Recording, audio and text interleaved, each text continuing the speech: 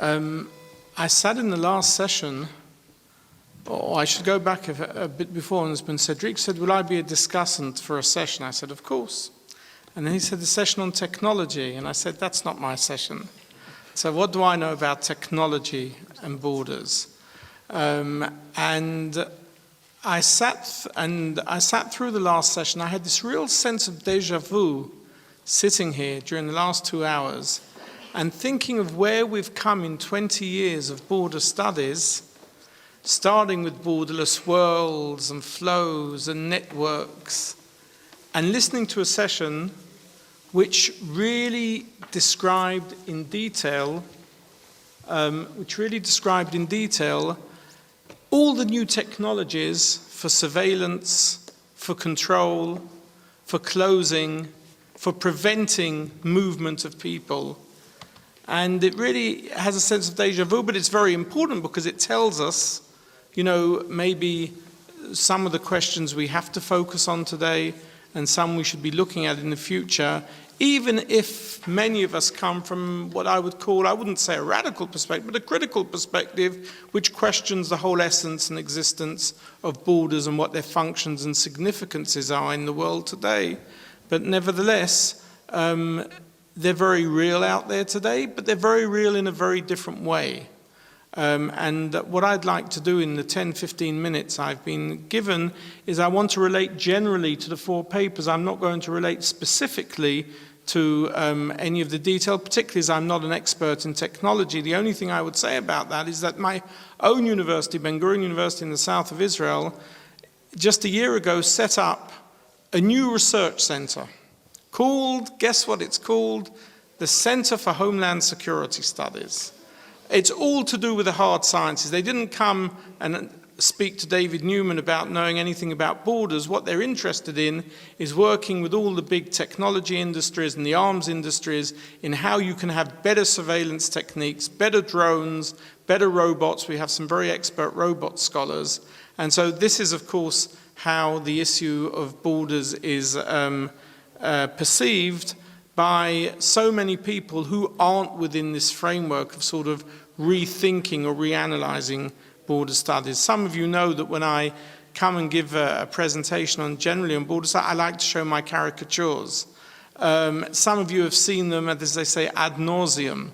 All I'm going to do here is I'm not going to talk about them at all. I've just picked 3 of them, which I'm going to flick through because they're all to do about borders and security. Which normally in the past has always been sort of an addendum, something peripheral to what I've been saying about borders. It seems to have come back in a very big way.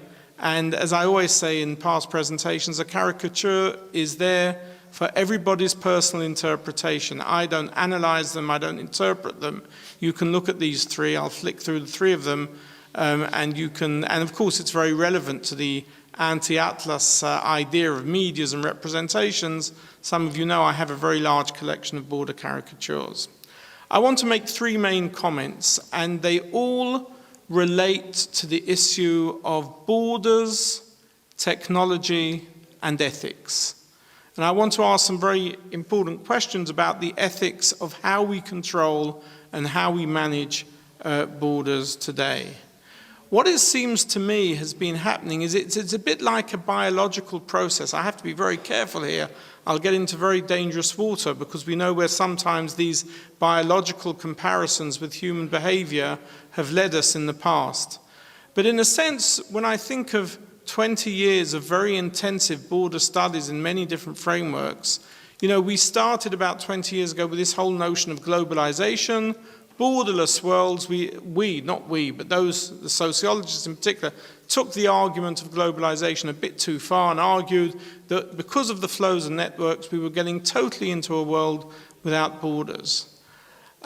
We've passed through historical and political contingencies during that period, of which a very important one was, of course, 9/11 and the return of the securitization discourse, the recreation, the restructuration of borders.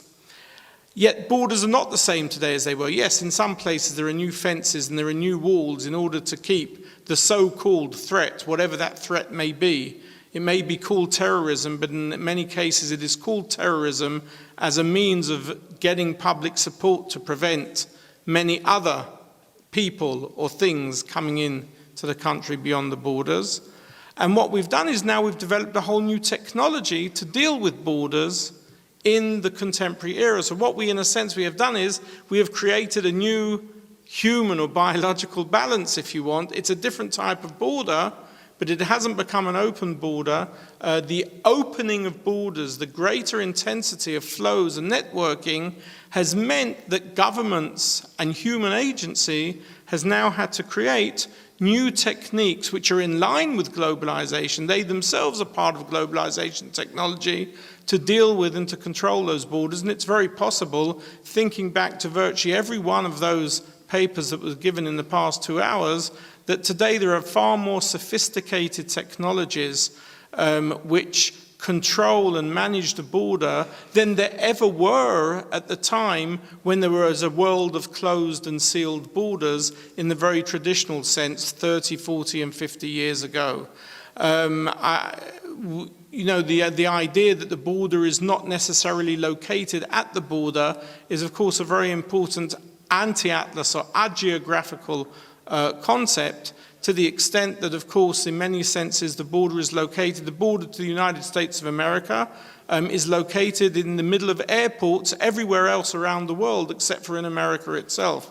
If you come to Heathrow or you come somewhere else and you are checked there by the federal agents and you don't have the right passport or the right ticket, you don't gain access to the United States of America, but you don't gain access 5,000 miles away, not necessarily when you reach the actual land of the United States of America. And I can well imagine, I was discussing this over coffee just now, I can well imagine maybe it's already happening and we don't know about it, but if it's not happening yet, I can well imagine a situation where someone's sitting behind a computer in Washington, D.C., hooked in by a very sophisticated Skype-type technology to what's happening in the middle of the airport in London or Paris or Johannesburg or wherever, and giving the order from there whether this person can be allowed in based on technological, bio features, and even just looking through Skype at how the person looks and what his answers are and what his accent is. So in a sense, we have a very closed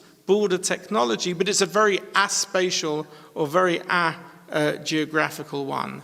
Of course, it raises a number of very important ethical issues. And the one ethical issue which I think is very important is not just a question of how we control and how we manage and how we treat people, particularly the so-called illegal migrant workers from the third world whose skin color is different, who don't have the language, who don't have the documents, and what we do with them at borders in physical terms, put them in detention centers, etc. There was a very interesting case in Israel just 2 weeks ago where, forget the security issues, some of you may or may not know, there has been recently a big flow of migrant labor from Somalia and Ethiopia through the Sinai Desert and over the Israel-Egypt border, at least those who make it without being exploited or killed on the way. And the Israeli government took it upon itself, without consulting anyone, to have some very draconian measures where they could just round these people up and put them in detention for up to about 3 months without even charging them or even in long-term centers for up to 2 years before expelling them. And actually a High Court decision 2 weeks ago overruled that and said it was illegal and it was anti-democratic. And in the last 2 or 3 weeks, they've had to release a lot of these people from detention centers. And now, of course, the government, who, as you know, is not exactly the greatest left-of-center government, I'm using a British understatement to say that, has now said, well, we have to now create new legislation to ensure that these people don't stay in the country and cross the border anymore. But the bigger ethical issue, which I think is very interesting and arises out of the last session, is what, if any, is less or more ethical, less or more humane? I'm tending to mix these words, humane and ethics. And that is personal profiling or is technological profiling more or less ethical? Until about 2 years ago, the argument was technology at least is something neutral, it's divorced, it's remote from the individual. And there was a tremendous amount of criticism.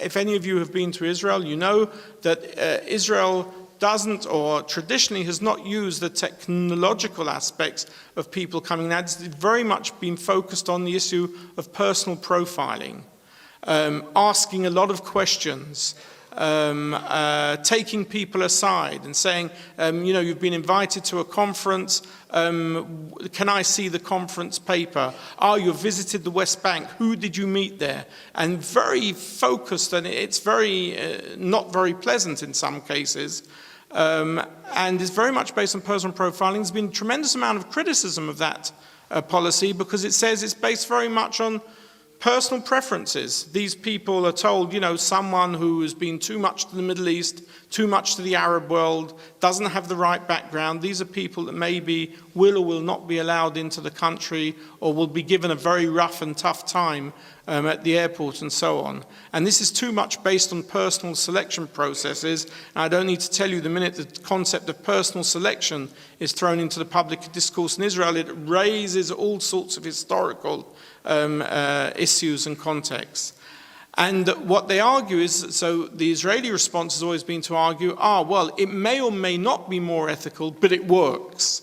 It works because we have a very secure airport system and people feel safe going through and so on.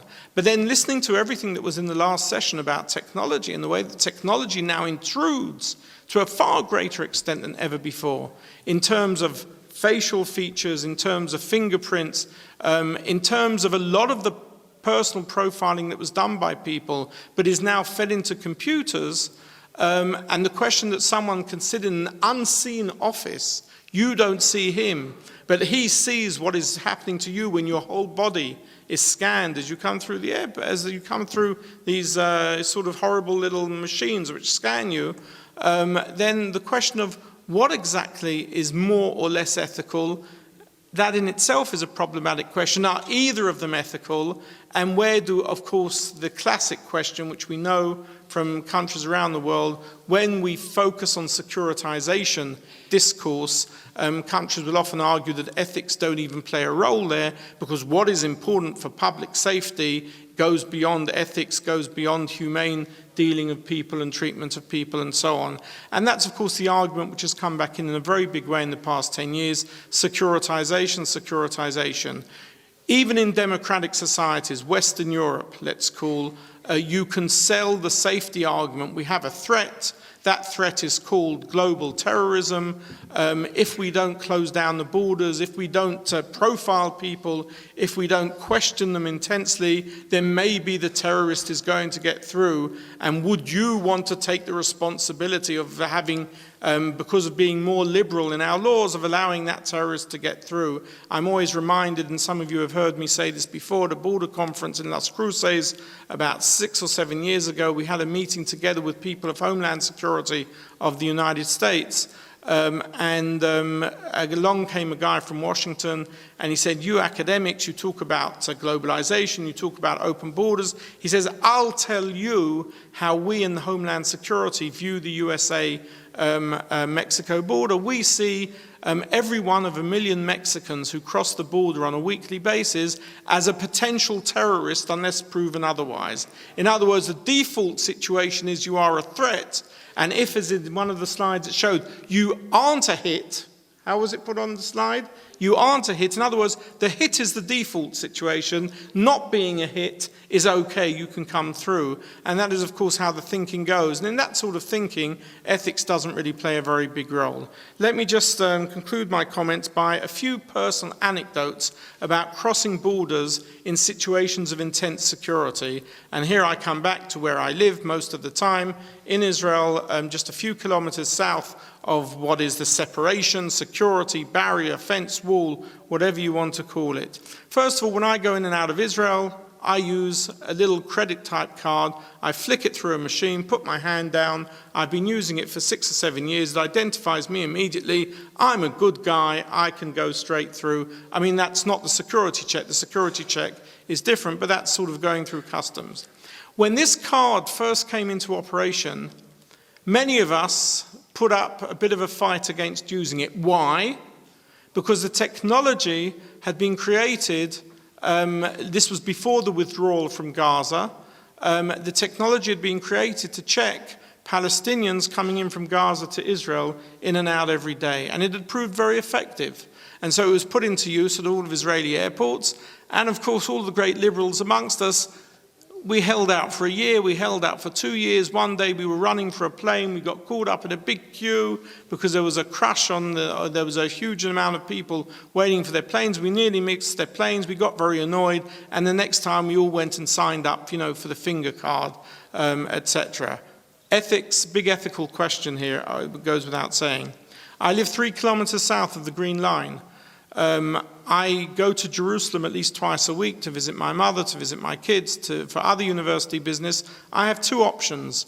I can either turn right and go straight through the West Bank, which means crossing 2 borders, going into the occupied territories and out of the occupied territories, but it's only 70 kilometers, or I can drive around, which is 120 kilometers on much busier roads.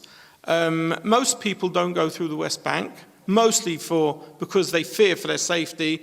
Israel controls the West Bank, but actually, in effect, is controlled by the West Bank. And unless you're a right-wing settler, you don't, on the whole, drive through the West Bank.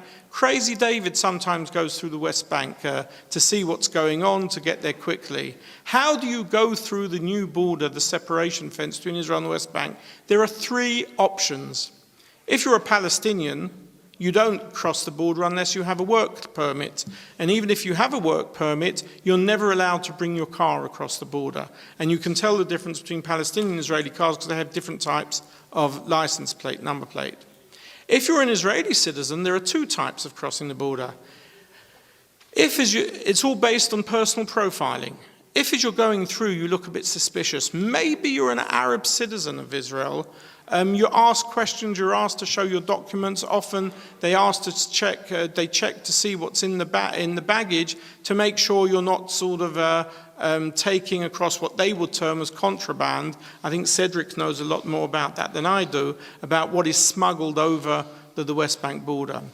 And if you're a regular guy, it doesn't matter whether you're right-wing or left-wing, that's got nothing to do with it, but if you're a regular guy, and you come up to the border post and they say, they say in Hebrew, Shalom, how are you today? And you answer in what feels like a regular Israeli accent, great, everything's okay, and you look the right thing, up goes the barrier, and through you go. So there are 3 very different ways of crossing this very same border, and of course they raise very important ethical questions. And may I just end with an anecdote that happened 2 weeks ago to a neighbor of mine, which also sometimes shows the stupidity of technology at borders. I have some neighbors, a couple in their 40s, with a large number of children. They're religious. I think they have about 6 children, all under the age of 10. And they're going to Boston for 2 years because he's just qualified as a GP, and he's going to specialize in one of the hospitals in Boston. He went a bit earlier, leaving his wife the pleasure of going in by herself with all 6 kids via Istanbul, for whatever reason, obviously cheaper. They all took out visas for America.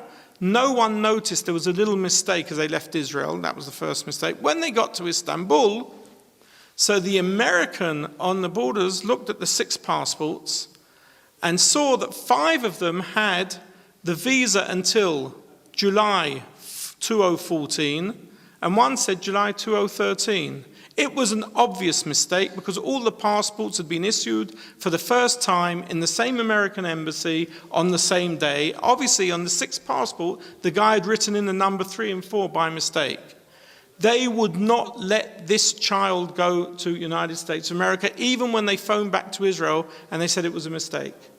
And in the end, she had to send 5 kids unaccompanied to America, and she had to fly from Istanbul back to Tel Aviv, go the next morning to the American consulate in Istanbul wouldn't deal with it, and to get a new visa issued so that 2 hours later she could do the whole trek again and go back via Istanbul to the United States of America.